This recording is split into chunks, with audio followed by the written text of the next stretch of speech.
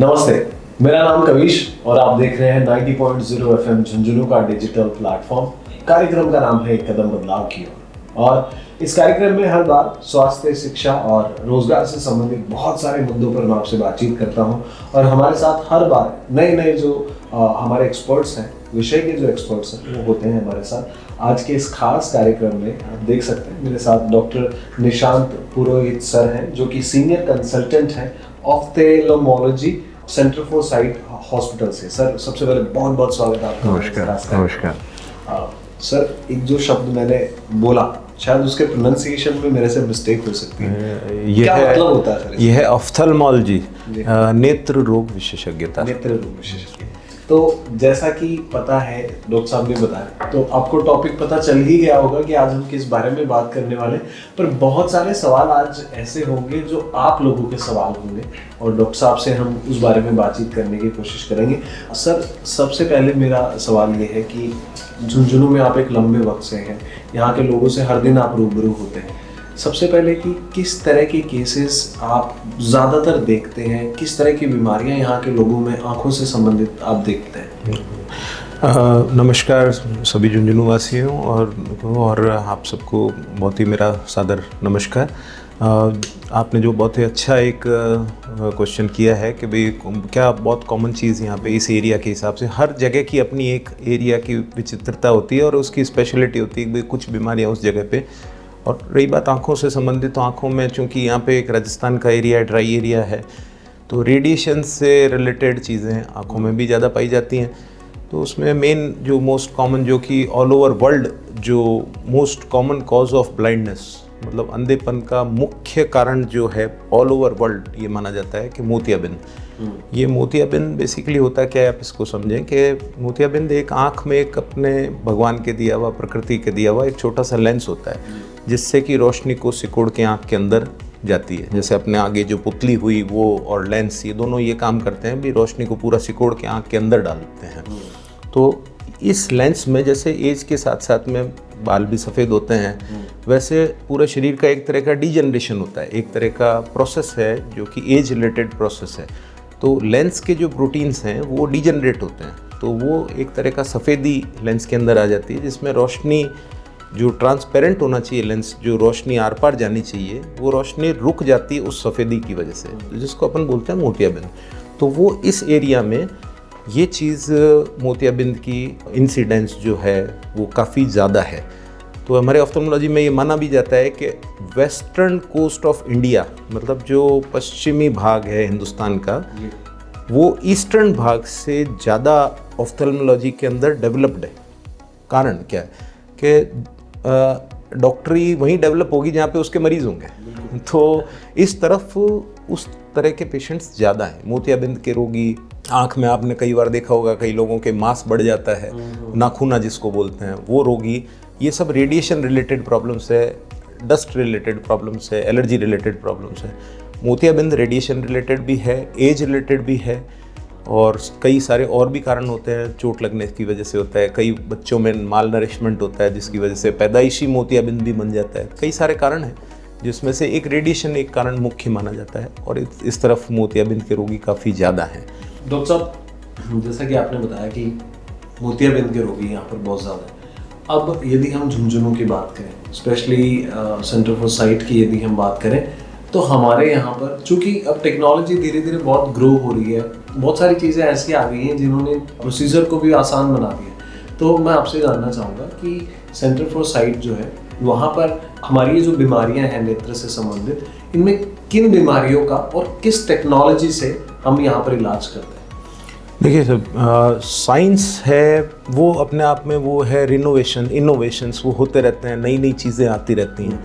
मेरे पिताजी भी ऑफ्थेल्मोलॉजिस्ट थे।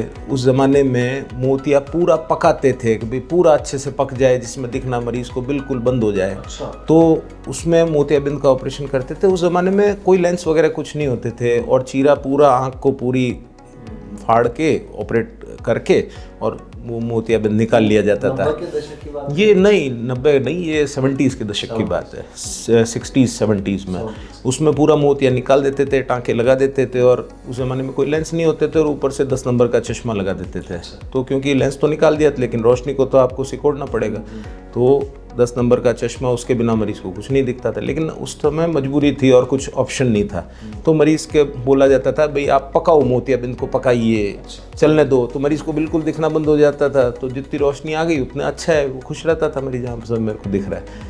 आजकल लेटेस्ट टेक्नोलॉजी है जिसमें कि चीरा बिल्कुल, जो एक पहले ज़माने में 10-12 मिलीमीटर का चीरा लगता था, पूरा खोल के फिर हम उसको मोतिया निकालते थे, आजकल वही चीरा 1.8 mm, 2.2 mm, 2.8 mm पे आ गए हम। 2.5 मिलीमीटर के इंसिजन से, छिद्र कह दीजिए आप उसको, चीरा कहना गलत होगा, उस छिद्र से मोतिया को इमल्सिफाई करके, मतलब जो मोतिया अंदर है उसको हम आँख के अंदर ही उसको अल्ट्रासोनिक एनर्जी से उसको ब्रेक करते हैं, और उसके बहुत छोटे छोटे पीसेस करके, आधा मिलीमीटर, 1 मिलीमीटर, 0.75 mm के बहुत छोटे टुकड़े करके अल्ट्रासोनिक एनर्जी से उसको तोड़ के और उसको हम सक कर लेते हैं। और उसी छिद्र से आजकल नवीनतम फोल्डेबल लेंसेज आते हैं, जो हम उसी चीरे से, उस छिद्र से ही अंदर डाल देते हैं, वो जाके अंदर जाके अनफोल्ड हो जाता है, अपनी जगह ले लेता है। बहुत सॉफ्ट लेंसेज होते हैं। ये उस ज़माने से आज तक में इतना इनोवेशन हुआ है, इतना चेंजेस आए हैं। पहले परहेज़ भी ज़्यादा करना पड़ता था, महीना 2-2 महीने तक परहेज़ करते थे। आजकल फेको इमल्सिफिकेशन अगर हम कर रहे हैं, उसमें मात्र 5-7 दिन का ही परहेज है। उसके बाद आप रूटीन अपना काम करिए, खेत जाइए, गाय भैंस का दूध निकालते हैं, वो करें, आप जो मर्जी है, आप स्विमिंग करते हैं, स्पोर्ट्स करते हैं, जो भी करते हैं आप कर सकते हैं। यहाँ पे टेक्नोलॉजीज़ की हमने बात की, तो हमारे यहाँ पर किन किन तरह की मशीनरी का हम इस्तेमाल कर रहे हैं ड्यूरिंग द ऑपरेशन या ओपीडी के टाइम पे, या जिन मशीनरीज़ का या टेक्नोलॉजी का हम यहाँ पर इस्तेमाल कर रहे हैं, उससे एक मरीज़ की लाइफ कितनी आसान हो गई है, या फिर उसका जो ट्रैवलिंग टाइम था जयपुर जाने का, दिल्ली जाने का, क्या उस पर भी कोई फ़र्क पड़ा? हाँ बिल्कुल। यहाँ पे हमारे बेसिकली ऐसा आपको पता ही होगा, जैसे कि हमारा जो सेंटर फॉर साइट, जो एक कॉरपोरेट है, जो कि एक चेन ऑफ आई हॉस्पिटल्स है, ये पूरा नॉर्थ इंडिया में मोर देन 80, मैं एग्जैक्ट फिगर नहीं, बट मोर देन 80 यूनिट्स हैं इसकी पूरे इंडिया में। वहाँ पे हमारे डॉक्टर महिपाल सचदेव सर हैं, जो कि इनके इस हॉस्पिटल के पायनियर हैं। He was senior surgeon from AIIMS, all India institute medical sciences. हम लोगों ने उनकी किताबें पढ़ी हैं during my post graduation and MBBS। हम उस वक्त नहीं जानते थे कि हम इनके साथ काम करेंगे और इनके सानिध्य में हमें काम करने का मौका मिलेगा। वी आर अपॉर्चुनिटी हमारे लिए कि बहुत ही एक हम ऐसी, तो उनका ये सोच था कि आज आप देखें कि अगर हमें एक क्वालिटी सर्जरी करानी, उस ज़माने की बात है जब उन्होंने सेंटर फॉर साइट शुरू किया। आज अगर झुंझुनू से किसी को अगर फेको कराने जाना है तो उसको एम्स जाना पड़ता था कि भाई हम अब एम्स में भी आप सही जगह पे पहुँचे ना पहुँचे, वो किस रूट से वहाँ तक पहुँचते हैं, आप किस एक्सपर्ट से मिल पाते हैं या नहीं, ये बहुत एक टीडियस जॉब होता था और हर एक को पता भी नहीं होता था। तो उनकी, डॉक्टर महिपाल सर की ये सोच थी कि हम छोटी से छोटी जगह जाके भी हम एक क्वालिटी वर्क हम उनको प्रोवाइड करें पेशेंट्स को। तो हमारे सर का ये एक बहुत ही अच्छा उनकी सोच है कि जितनी भी यूनिट्स हैं उन सब में इक्वल आपके डॉक्टरेट फैसिलिटी, जो उनके स्किल फैसिलिटी, जो आपकी वो इक्वली, जो हमारे दिल्ली के सेंटर में जो मोतियाबिंद के ऑपरेशन की या काले पानी के ऑपरेशन की, ग्लोकोमा के या टेरिजियम के, जो भी ओक्यूलोप्लास्टी की जो हम यहाँ कर रहे हैं, वही क्वालिटी आपको दिल्ली में मिलेगी। वही क्वालिटी आपको झारखंड के किसी हॉस्पिटल में, हमारे CFS में, या आपको यूपी के किसी भी, पटना के किसी हॉस्पिटल में वो सेम चीज़ मिलेगी। ये उनका एक कंसेप्ट था। तो हमारे यहाँ पे स्विस फेको मशीन है, अर्टली एक मशीन आती है, वो है जिससे कि MICS, जो कि एक लेटेस्ट टेक्नोलॉजी है, जिससे कि सूक्ष्मतम, उससे सूक्ष्म छिद्र से ऑपरेट नहीं हो सकता। तो वो और भी कई कंपनीज़ की मशीन से, मैं वो उस चीज़ का नहीं कर रहा, और भी कई कंपनीज़ हैं जिनमें ये फैसिलिटी है। तो उस मशीन से हम यहाँ ऑपरेट कर रहे हैं, और हम जो लेटेस्ट जो टेक्नोलॉजी है उस तरह की सर्जरी हम यहाँ झुंझुनू में दे रहे हैं। बिल्कुल। डॉक्टर साहब, अब एक सवाल जो है वो बड़ा बेसिक कॉमन सवाल है। अमूमन आंखों में कोई प्रॉब्लम होती है, बट वो कहते हैं कि precaution is better than cure. तो क्या हम कुछ आंखों की सेहत को अच्छा करने के लिए डेली रूटीन में, लाइफस्टाइल में कुछ ऐसी चीज़ें खान पान में या रूटीन में कर सकते हैं जिससे हमारी आंखें हमेशा ठीक ठाक रहे? देखिए ये बेसिकली है, करना भी चाहिए, है भी, और जो चीज़ एडल्ट्रेशन है उससे हम बच भी नहीं सकते। ये चीज़ है कि मैं ये नहीं कहूँगा कि ये खाने से आपका चश्मा नहीं लगेगा या ये खाने से आपका कैटरेक्ट नहीं बनेगा, ऐसा नहीं है, ऐसा नहीं है। बट हाँ, ये चीज़ ज़रूर है कि भाई आप जितना हो सके रेडिएशन से बचें, आप धूप में निकलते हैं सनग्लासेस लगा के निकलें, ये तो बेसिक चीज़ें हैं, ये तो करना ही चाहिए। उससे आप एलर्जी से बचेंगे, मांस वगैरह नहीं बढ़ेगा। दूसरा, जिन बच्चों के अगर मान लो चश्मा लग रहा है पहले से है, उनके चश्मा लगना एक जेनेटिक फिगर होता है, एक वो कॉन्फ़िगरेशन होता है जेनेटिक्स का कि भाई इस आदमी के बच्चे के चश्मा लगेगा तो आएगा ही। हम ये कर सकते हैं कि भाई वो चश्मे का नंबर बढ़े ना, उस चीज़ में हमें करना पड़ेगा कि भाई अगर किसी मान लो बच्चे के चश्मा है तो हम उस पेरेंट्स को उसको बताएं कि भाई आप मोबाइल मत दीजिए। मैं कई लोग आते हैं, हो सकता है कुछ को बुरा भी लगता होगा, लेकिन मैं बोलता हूँ, पेशेंट्स के अटेंडेंट्स बोलते हैं मेरे को कि सर आप बोलो बच्चे को कि मोबाइल नहीं काम करे, तो मैं आप बोलता हूँ नहीं, ये आपको बोलना पड़ेगा, ये आपको बुरा बनना पड़ेगा कि मोबाइल नहीं देना है आपको, तो मोबाइल ना दें, डिम लाइट में बच्चा पढ़ाई का काम ना करे, विटामिन ए की जो रिलेटेड चीज़ें हैं जिन में विटामिन ए होता है वो चीज़ बच्चे दिन में एक बार ज़रूर खाएँ। ये सब चीज़ें तो है ही, नो डाउट, अनडाउटेडली। राइट। और सर इसी में अमूमन बच्चों की आपने बात की, तो बच्चों से संबंधित ही मेरा एक सवाल, चूँकि ये एक भारत में नॉट यूनिवर्सल बट एटलीस्ट हमारी सराउंडिंग्स में तो मैंने भी ऑब्जर्व किया है, आपने भी किया है कि बच्चे मोबाइल फ़ोन जो है वो ज़्यादा इस्तेमाल कर रहे हैं। और इसका एक कारण जो बहुत सारे पेरेंट्स से बात करके मुझे पता लगा वो ये है कि बच्चे परेशान ना करें, इसके लिए उनको कुछ वक्त के लिए मोबाइल दे दिया जाता है ताकि वो अपना कोने में बैठ के मोबाइल चलाते रहें और पेरेंट्स या माँ जो है वो अपना घर का काम पूरा कर ले। बट समहाउ बच्चों के लिए ये एडिक्शन बन जाता है। As a doctor, as a expert, आप कैसे इसको देखते हैं? साथ ही आपके घर में जो बच्चे हैं उनको आप कैसे मैनेज करते हैं? देखिए, बीइंग ए डॉक्टर मैं मेरे पेशेंट्स को डांट नहीं सकता, मैं रोक नहीं सकता। बीइंग ए पेरेंट मैं कर सकता हूँ। तो मैं बच्चों को घर पे बच्चों को डांटता भी हूँ। अब मेरे बच्चे अब बड़े हो चुके हैं, अब कॉलेज चले गए हैं वो, तो जब वो छोटे थे तो मैं रोकता था, मेरा मोबाइल लेते, कोशिश करते, बंद करता। मैंने उनको स्पोर्ट्स में डाला। आप बच्चे को टाइम, मैं डॉक्टर हूँ, मैं इतना टाइम नहीं दे सकता, नहीं दे पाता, मैडम पूरा टाइम देती थी, लेकिन मैंने उनको एक स्पोर्ट्स में डालना, मैं हमेशा एडवाइस करूँगा पेरेंट्स को कि आप अपने बच्चों को स्पोर्ट्स में डालिए। 2 घंटा बाहर खेल के आए, आउटडोर गेम्स जरूर खेलें, कुछ भी खेलिए आप, बट 2 घंटा बच्चे को बोलो कि आप बाहर खेल के आए। खेल के आएगा, उसका दिमाग दूसरी तरफ लगेगा, उसकी और क्रिएटिविटी खेल की तरफ जाएगी। मोबाइल वो जब करेगा, जब वो कुछ नहीं करेगा तो और क्या करे, वो मोबाइल देखेगा ही, उसमें कुछ गेम्स आएंगे, उसके अंदर फिर वो गेम्स के दूसरी चीज़ें और निकलती हैं, वो दिमाग भी ख़राब होगा और आंखें तो ख़राब होंगी। तो एक मैं आपको एक इंटरेस्टिंग एक चीज़ बताना चाहूँगा, एक शेयर करना चाहूँगा कि हमारे WHO में इस साल का जो था चाइल्डहुड ब्लाइंडनेस पे था कि रिफ्रैक्टिव एरर्स, जो बच्चों में चश्मे के नंबर, अभी आज ये माना जाता है कि वर्ल्ड की करीब बच्चों की मोर देन 50% पॉपुलेशन, करीब 60-70% के आसपास population is suffering from myopia. ये लेटेस्ट अभी है। और जापान जैसे कंट्री ने तो अपने बच्चों को स्कूल टाइम में कंपलसरी कर दिया है कि 2 घंटे आउटडोर गेम्स खेलना है। अगर बच्चा मान लो खेलता नहीं है तो भी उसको वहाँ जाके चीयर अप करना पड़ेगा अपनी टीम के लिए, या वहाँ जाके स्टैंड्स में बैठना पड़ेगा। जाएगा वो, कुछ ना कुछ तो खेलेगा ही खेलेगा, अगर वो चीयर करेगा तो खेलेगा ही खेलेगा। तो जापान जैसे कंट्री में 2 घंटा कंपल्शन है बच्चों का बाहर खेलना। तो ये चीज़ हम कंपल्शन, क्या पता हो नहीं, वो सरकार का काम है, लेकिन हम कम से कम पेरेंट्स को हमें कंपल्शन लाना पड़ेगा कि बच्चों को कुछ गेम्स में डालें। बिल्कुल, ये बहुत अच्छा लगा डॉक्टर साहब आज इस बात। और इसका एक साइंटिफिक रीज़न है कि बाहर जाना न सिर्फ उसके लिए कि भाई उसका दिमाग दूसरी तरफ जाए, दिमाग में कुछ ऐसे केमिकल्स होते हैं जो कि रिलीज़ होते हैं, जैसे डोपामिन, सेरोटोनिन, कई सारे ऐसे प्लेजर हार्मोन्स सीक्रेट होते हैं जिससे कि आपकी हीलिंग कैपेसिटी बढ़ती है। आपके जो मायोपिया प्रोग्रेशन, जो कि चश्मे के नंबर बढ़ने का जो प्रोग्रेशन है, वो इन हार्मोन्स से रुकता है।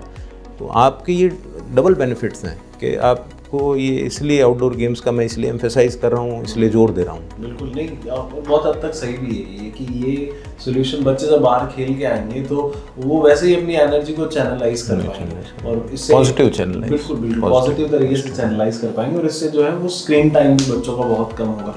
डॉक्टर साहब, इसमें एक चीज़ ये भी है कि बच्चे जो है वो बड़ों को देखकर अपना ये रूटीन फॉलो करते हैं। बिल्कुल। तो क्या इसमें साथ साथ बड़ों के लिए भी है कि वो बच्चों के सामने मोबाइल फ़ोन का इस्तेमाल कम से कम करें? बिल्कुल, ये बिल्कुल सही बात कही आपने। आप बच्चे को बोलो कि बच्चा पढ़ाई कर, वो नहीं पढ़ेगा, लेकिन आप घर पे बैठ के अगर कोई नॉवल पढ़ रहे हैं तो बच्चा आपको कॉपी करेगा, वो पढ़ेगा, वो भी पढ़ेगा। उसको लगेगा। आप बच्चा धीरे धीरे बड़ा होगा तो आपको सीधा बोलेगा, पापा आप तो कर रहे हो, मम्मी आप तो कर रहे हो मोबाइल पे, मेरे को क्यों मना कर रहे हो? आप नहीं, you can not reply it. आप अगर गेम्स करते हैं तो आप भी गेम्स में जाओ, आप बच्चे के साथ बाहर जाओ। आप खुद नहीं खेल पाते, कोई बात नहीं, बच्चे को चीयर अप करिए। तो ये ज़रूरी, आप बहुत सही बात कही है कि आपको अगर बच्चे को उस ट्रैक पे लाना है तो आगे आपको चलना पड़ेगा। बच्चा पैसिवली उस चीज़ को देख के फॉलो करेगा, उसको लगेगा ये अच्छी बात। आप बोलोगे तो देखो एक ये माना जाता है अपने कि ऑल्टरनेट जनरेशन जो होती है ना, दादा पोता, नाना पोता पोती, ऐसे उनका कहना मान लेंगे बच्चे, दादा दादी का कहना मान लेंगे, माँ बाप का कहना थोड़ा मुश्किल से मानेंगे।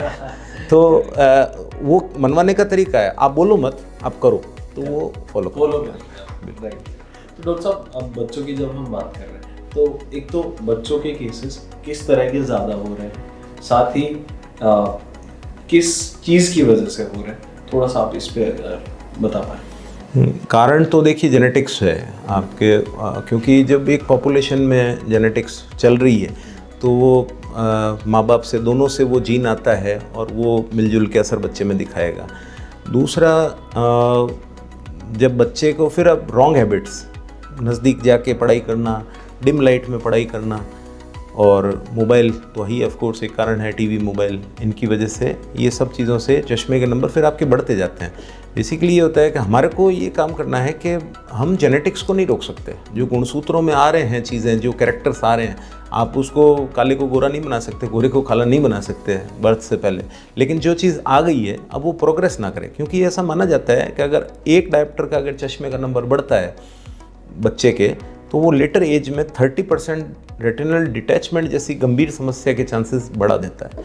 100 में से 30 लोगों में से अगर एक नंबर अगर बढ़ रहा है ना, तो 30 लोगों के डिटैचमेंट के चांस होते हैं, पर्दे का अपने जगह से उखड़ना। तो अपना यही काम है कि भाई चश्मे के नंबर ना बढ़े, तो उसके लिए ये प्रोसीजर्स हैं।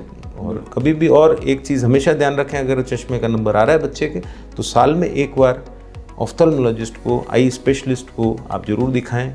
वो दवाई डाल के जांच करते हैं, बिना दवाई डाले देखें, लेकिन आई स्पेशलिस्ट से नंबर लीजिए और चश्मा टाइम टू टाइम चेंज कराएं और प्रॉपर आंखों की केयर करें।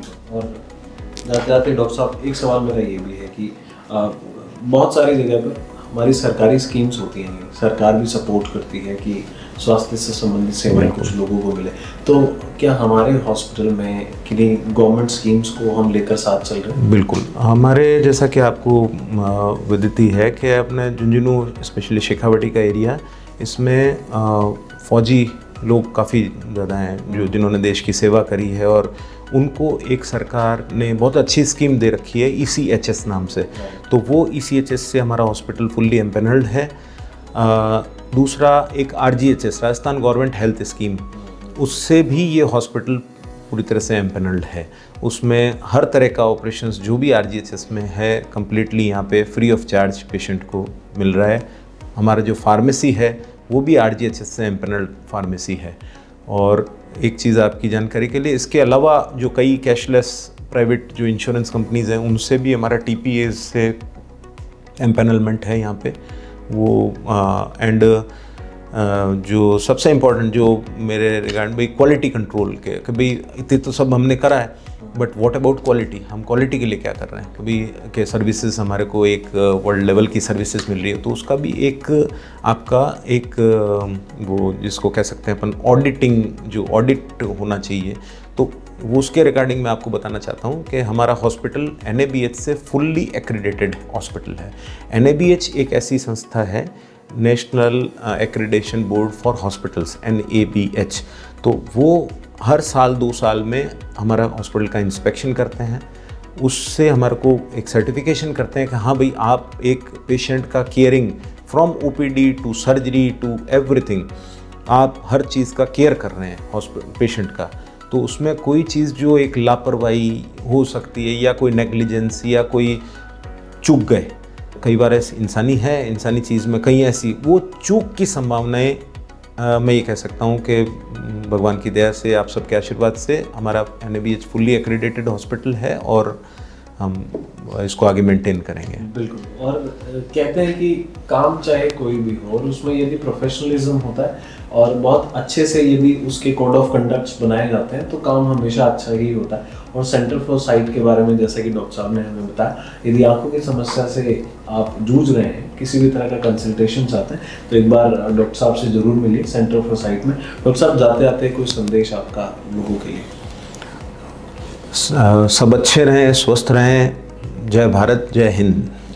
बहुत बहुत धन्यवाद। झुंझुनू शहर का अपना radio station FM Jhunjhunu 90.0 FM, हर तरंग आपके संग।